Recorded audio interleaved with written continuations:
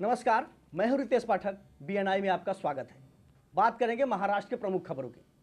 महाराष्ट्र के अहमदनगर जिले की एक गांव की नाबालिग लड़की इन दिनों दर दर की ठोकरें खा रही है। आपको बता दें कि उस गांव के दबंगों द्वारा उससे छेड़छाड़ की गई। इतना ही नहीं, उसे गांव से भी निकाल दिया गया है। इन दिनों लड़की मुंबई के आज़ाद मैदान में पिछले कई दिनों से अपने माता पिता के साथ दर दर की ठोकरें खा रही है और लड़की और उसके परिजनों ने अभी कहा है कि सरकार यदि उसको सुरक्षा व्यवस्था नहीं मुहैया कराती है तो आत्मदाह भी कर लेगी। इसका जायजा लिया बीएनआई की टीम ने। तो आइए देखते हैं पूरा मामला क्या है।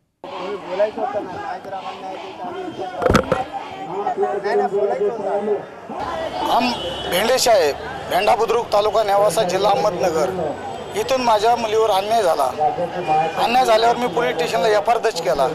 एफआर दर्ज केल्याच्या नंतर गावकऱ्यांनी ग्रामस्थांनी होऊन आम्हाला सगळं गाव अख्खं गोळा होऊन मला म्हणते तडीपार करा, केस मागे घे, नाहीतर तुम्हाला इथं राहून देणार नाही। आमचं अन्न धान्य पाणी बंद केलं। लहान मुलगा शाळेला जात होतं, त्याला बंद केलं शाळेत जायचं। ते म्हणतात अजिबात शाळेत आला तर तुला मारून टाकू। माझ्या आईने नाही का तारखेला गेले ते तिकडून आला गेट घेऊन मला म्हणायला लागला, तिकडून आला तर मला म्हणायला लागला शटरची चावी दे। घरात शटरची चावी द्यायला गेले ते तेवढ्यात तिकडून तसं आलं घरात खाटावर बसलं। म्हणलं चहा दे, म्हणलं आईन ते घर नाही तो नाही म्हणलं तुझी आई रोज चहा देते तर असं चहा दिला मी त्याला।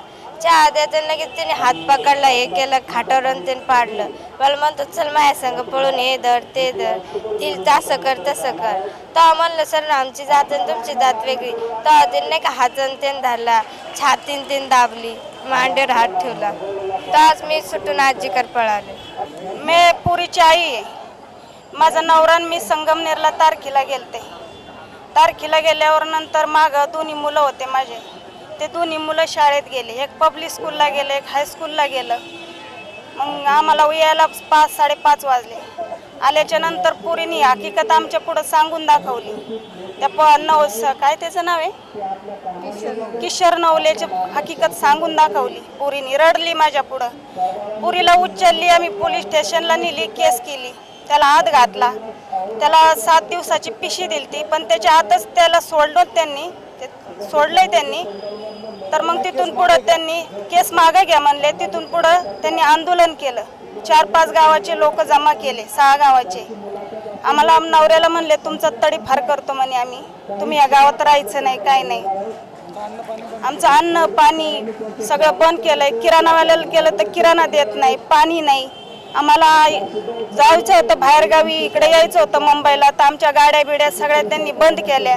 मुलगा शाळेत जात होता तर मुलाला शाळेत जाऊन नाही दिलं, धमकायचे, मारायचे, त्याला भीती दाखवायची। माघारी हो म्हणायचे, तुमचं इथं गाव नाही, हे नाही। पण आमचं गाव आहे ते खुदचं, आमच्याजवळ सगळा पुरावा आहे त्या गावाचा। सरकारला मी मागते की ज्या घरी मी सुखाची होती त्या घरी मला सुखाचं पाहिजे। मला कुणाचा घरी अशी माझ्या नवऱ्याच्या अंगाला टच नाही झाली पाहिजे, माझ्या लेकरा बाळांना कोण काय बोललं नाही पाहिजे। बस मला एवढंच सरकारकडून मागणं आहे माझं। तो फिलहाल बस इतना ही। दीजिए हमें इजाजत। ताज़ा तरीन खबरों के लिए देखते रहिए बीएनआई। नमस्कार।